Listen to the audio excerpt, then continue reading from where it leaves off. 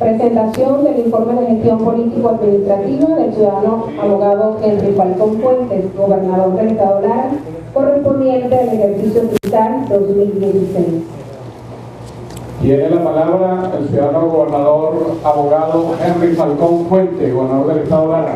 Bueno, como todos los años, nosotros venimos a este escenario privilegiado para el debate a presentar más que una relación en un informe de gestión. Queremos presentar de verdad alcances determinantes y significativos de lo que nosotros nos hemos planteado en nuestros planes. Y además de eso, el desarrollo de una visión que, gracias a Dios, hemos venido, a pesar de las adversidades, hemos venido coronando con éxito. Todos sabemos y conocemos de la situación de nuestro país. Es muy compleja la situación de Venezuela y sin duda alguna esta crisis nacional termina afectándonos a todos por igual. Nadie puede alegar que hoy no tiene unas condiciones severas de retroceso en su calidad de vida, y más aún los sectores más vulnerables de la población, las clases medias, los sectores pobres. Y allí, en este informe de gestión, un poco mostrar cuánto hemos hecho y en qué nivel de correspondencia actuamos desde un gobierno responsable para intermediar en la resolución de los problemas de la gente en condiciones, repito, muy adversas. Lo que quiere decir que estamos obligados a ser eficientes en el manejo del recurso, a ser eficaces en el desarrollo de nuestras acciones, a ser efectivos en el ataque a las grandes dificultades que tenemos por delante, y tenemos cada día que ser más creativos, desarrollar más inventiva, pero sobre todo procurar ser más unidos. Es un problema de todos por igual. Cuando nosotros decimos entendernos en esa realidad, significa no aislarnos, no darle la espalda a los problemas reales de la gente. Se trata de centrarnos en las prioridades y en función de ellos trabajar desde las diversas áreas de los gobiernos que nosotros gestionamos para minorar y a su vez para generar condiciones favorables que permitan de verdad, a pesar de la situación de crisis, poco paliar en buena medida lo que afecta a una familia, a una institución o a un área que esté encuadrada en el marco de las atribuciones del gobierno regional. Recientemente nosotros revisábamos una encuesta de data análisis y siguen siendo el problema del desabastecimiento de alimentos, el alto costo de la vida y la inseguridad personal los problemas más agudos que agobian a la mayoría de la población. Y de allí podemos ver muchos efectos de ello. Buena parte de nuestros jóvenes terminan explorando soluciones en otras latitudes, lo que nosotros no podemos garantizar en esta tierra nuestra.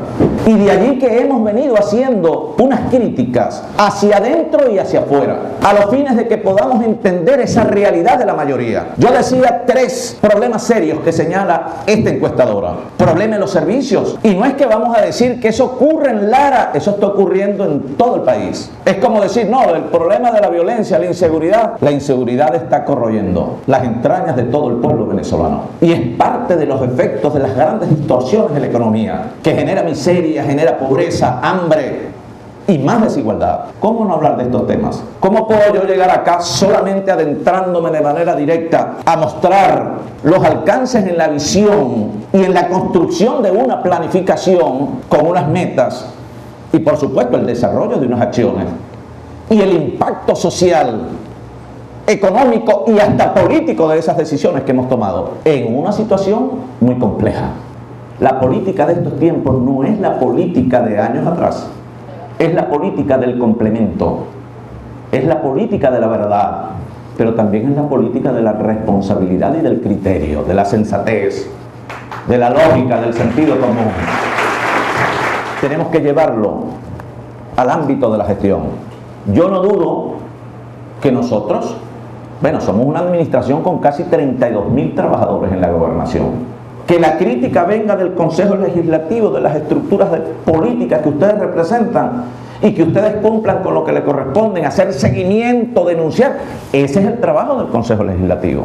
Lo que no podemos destruirnos y apelar siempre a la retórica y a la confrontación cuando la gente está esperando de nosotros soluciones concretas.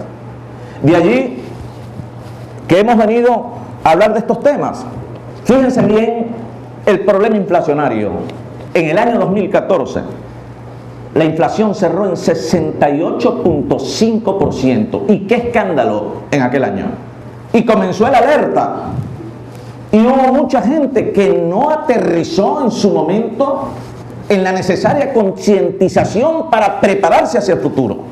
Asimismo, la inflación en el 2015 fue de 180.9%. 2015. Y para el 2016, la inflación cerró en 700%. Decía que la proyección para el 2017, o sea, este año, es de 4 dígitos. Incluso el Fondo Monetario Internacional habla de 2.200. Pero cada vez tenemos que ver esto con mucha preocupación, porque la inflación, sin duda alguna, incide en la baja del nivel adquisitivo de la gente, erosiona los salarios, los vuelve nada. Y lo que tú haces en diciembre, en el mes de marzo, es otra realidad. Y no estamos hablando solo de los salarios, hablamos de los servicios de prestación de salud, hablamos de los medicamentos. Y hay gente que no entiende eso y piensa que las cosas son solamente soplar y hacer botella.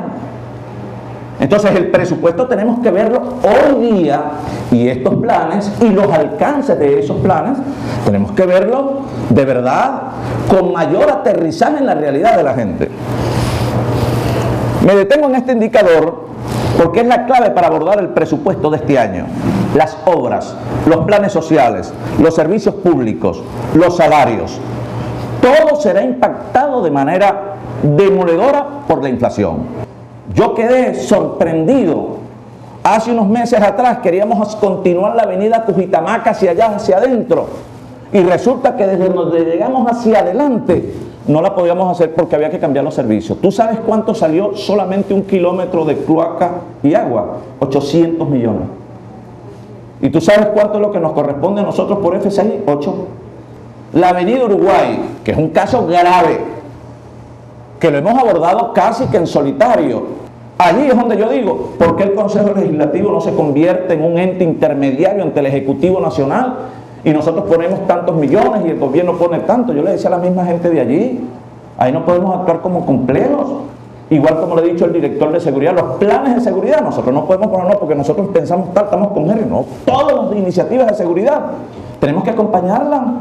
Nosotros andamos cómo generar consensos más allá de la diferencia para aterrizar en la solución de la gente, en esa nueva política que demanda la mayoría de la población. Yo sé que, aunque quisiéramos, no le vamos a resolver todos los problemas a todo el mundo que quisiéramos, pero si podemos incidir unos y otros en ese objetivo, privilegiando lo humano, ¿por qué no hacerlo? De allí que es uno de los llamados que nosotros en este análisis general hacemos en la posibilidad, bueno, de convocarnos, de unirnos en la diferencia para buscar solventar los problemas de la gente. Fíjense el caso del problema de la inseguridad. El problema de la inseguridad no es un problema exclusivo de Lara, decía inicialmente. En 16 años el gobierno, creo que este es su plan número 20 para abordar el problema de la violencia y la inseguridad. Todos los planes que ha diseñado el gobierno nosotros los acompañamos, pero el plan de seguridad no puede estar divorciado de lo económico. El empleo, el abordaje del sistema carcelario, el sistema judicial, los cuerpos de policía y la condición socioeconómica de nuestros funcionarios. Y hablo del cuerpo de policía porque hablo de la Guardia Nacional y de todos los funcionarios policiales. Y eso tiene que ver con aquello de que si tú coincides en políticas de gobierno, en la atención de un problema de la gente, no, porque es que el tipo brincó la talanquera. ¡Qué mediocridad! ¡Qué concepto el de algunos tan bajo de la política! El odio y el revanchismo que lo tiene un sector nuestro, pero casi que enterrado, sin saber el daño que le están haciendo al país. Comenzamos el año y de allí, fíjense, todos estos datos que ustedes ven acá es cómo influyen todos estos elementos y se convierten en amenazas del entorno al ejercicio de la función pública. La crisis económica, la crisis social, la situación de confrontación política, cómo todo esto nos afecta tremendamente a quienes estamos en funciones de gobierno. Y cómo esto incide igualmente en el desarrollo efectivo de las políticas previstas y los planes y programas en el plan operativo anual, que es el deber ser del presupuesto. Fíjense, por ejemplo, este es el presupuesto del año pasado. Fíjense, nosotros comenzamos, Jonás, tú recuerdas que aquí presentamos el presupuesto. El presupuesto del año pasado era este, 16.644 millones de bolívares. Estoy hablando del presupuesto general de la gobernación del Estado. ¿Cómo se distribuyen porcentualmente esto que usted ve aquí, que es el gasto de inversión? No es el gasto total de inversión. Lo que pasa es que así lo refleja, lo recoge la ley. Pero en el gasto de inversión nosotros tenemos que incluir la inversión social, donde están sueldos y salarios. Pero además de la inversión social en sueldos y salarios, está también todo lo que es inversión de capital, que es el porcentaje que corresponde a las obras, que correspondió a las obras del año pasado. Eso sumado nos da el 70.18%, que alcanzaba el año pasado 11.681 millones de bolívares. Y este que está acá es el gasto de funcionamiento. Esa es la 401. Este gasto que ustedes ven aquí, que también es inversión social, es policía, salud, educación, que no está acá en la 401, que regularmente tiene que ver con los entes centralizados. Fíjense, el año pasado, nuestro situado era 13.120 millones. El FCI, Fondo de Compensación Interterritorial, 1.614 millones. ¿Tú sabes qué hacemos con esto ahorita?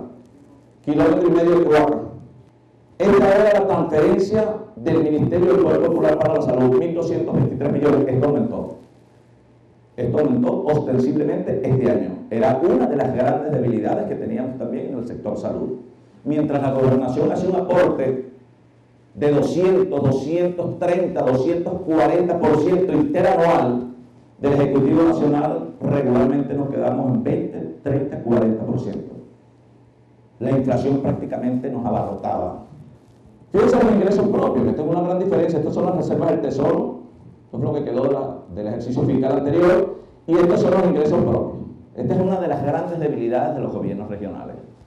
Se aprobó la ley de la Hacienda Pública Estatal, el Ejecutivo no ha promulgado un instrumento legislativo que puede ser una tremenda ventaja para las administraciones regionales, que es lo que nos coloca en una situación de desventaja frente a las administraciones locales, los gobiernos municipales. Y estas son las decisiones nacionales del año pasado. 4 aumentos de sueldo, sexta ticket en el año 2016. Vamos a ver en qué se tradujo esto. Ya vimos que tuvimos un déficit de inicio del presupuesto. El presupuesto era 16, pero teníamos un déficit ya de 10.000 millones de bolívares en el presupuesto 2016. Y con estos ajustes salariales, el total del déficit sumado a aquellos 10 más estos 10.966 millones de bolívares, el déficit total del año pasado era de 21.617 millones.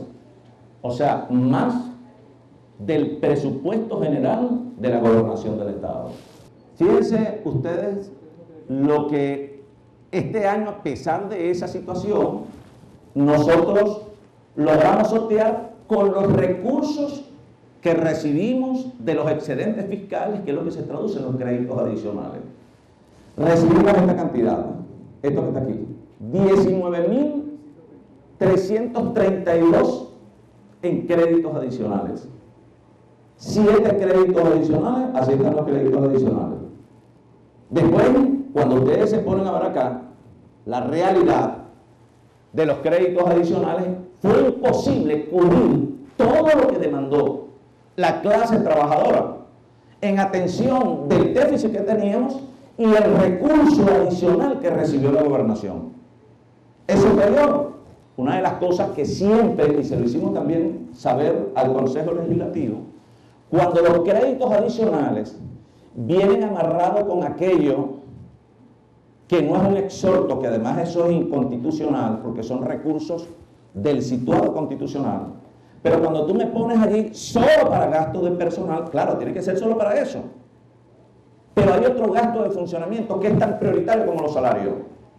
Los medicamentos, los químicos, la comida, todo eso también entra en el gasto de funcionamiento. Entonces, eso implica que también hay que echar numeritos, determinar la incidencia del valor de cada bolívar en los compromisos contractuales con los trabajadores. Por eso es que a partir de enero se ajustaron todos los salarios, se ajustó el salario mínimo, pero ya comenzamos a tener con estos ajustes, una vez más, desbalance. Lo que yo decía, pues, llega junio y los salarios se desfasan rápidamente. Eso no es distinto en materia de servicios. O sea, eso es igual linealmente en todas las áreas del gobierno regional. Fíjense la proyección de este año 2017. Nuestro presupuesto de este año, que ciertamente recibió creo que casi un 440% de ajuste del Ejecutivo Nacional, el situado constitucional.